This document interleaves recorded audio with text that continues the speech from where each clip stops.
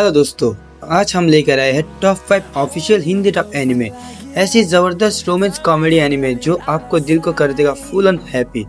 थोड़ा प्यार, थोड़ी मस्ती और बहुत सारी हंसी, सब कुछ मिलेगा एक साथ। एनिमे के सारी डिटेल स्क्रीन पर शो होगी और अभी तक सब्सक्राइब नहीं किया तो कर लो, और किया है तो दिल से शुक्रिया। और अपना फेवरेट एनिमे कमेंट में ज़रूर बताना। तो बिना टाइम वेस्ट किए चलो शुरू करते हैं। टोमो-चान इज अ गर्ल।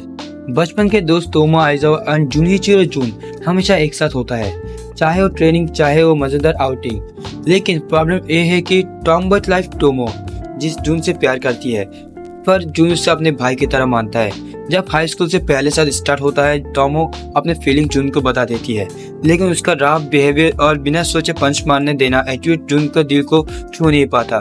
टोमो समझ जाती है जब तक वो कुछ बदलाव नहीं लाएगी, जून उसके प्यार कभी भी सीरियस नहीं लेगा। अब टोमो को कुछ तरीका ढूंढना ही होगा ताकि जून को वही समझ आए कि वो जो चीज वो ढूंढ रहा है वो उसके सामने ही है। Number 5, the arch dilemma, how to love elf bride. जगन एक पावरफुल सॉर्सरर है जो आर्च ह्यूमन का मेंबर बनने वाला है। एक दिन ऑक्शन में उसे एक एल्फ लड़की नेफली दिखाई देती है। जैसे ही देखती है उसे प्यार हो जाता है और अपना सारा पैसा खर्च करके उसे अपने घर ले आती है। नेफी की पास्ट काफी पेनफुल है और जगन प्यार जैसे इमोशन को समझने में स्ट्रगल करता है। धीरे धीरे दोनों एक दूसरे के करीब आता है और लगता है नेफी भी उसे पसंद करने लगती है। Number 4, a couple of cuckoos. Nagi Umino एक टैलेंटेड स्टूडेंट है और एरिका अमान एक सोशल मीडिया स्टार। दोनों का कोई कनेक्शन नहीं था जब तक ऐसा सामने नहीं आया कि दोनों के बर्थ के समय स्विच हो गए थे। जब दोनों की फैमिली को ये सच पता चलता है तो उनके पेरेंट्स बिना उनसे पूछे डिसाइड कर लेता है कि नागी और एरिका को शादी के लिए एंगेज कर देना चाहिए ताकि सब कुछ ठीक हो जाए। जब नागी और एरिका को ये प्लान बताया जाता है तो दोनों तुरंत मना कर देता है, लेकिन पेरेंट्स अपने डिसीजन पर टिके रहते हैं। अब ये देखना है कि समय के साथ उनका रिश्ता किस मोड़ पर जाता है। Number 3, Makeine too many losing heroines. Kazuhiko एक इंट्रोवर्ट है जो अपनी लाइफ में ज़्यादा इन्वॉल्व नहीं होता, लेकिन जब उसने अपनी पॉपुलर क्लासमेट आना यामिनी को बचपन के दोस्त के रिजेक्ट होते देखा, उसके बाद आना उसे अपनी सारी प्रॉब्लम शेयर करती है। फिर काजुहिको और भी लड़कियों लेमन एंड चिका के रिलेशनशिप ड्रामा में फंस जाता है।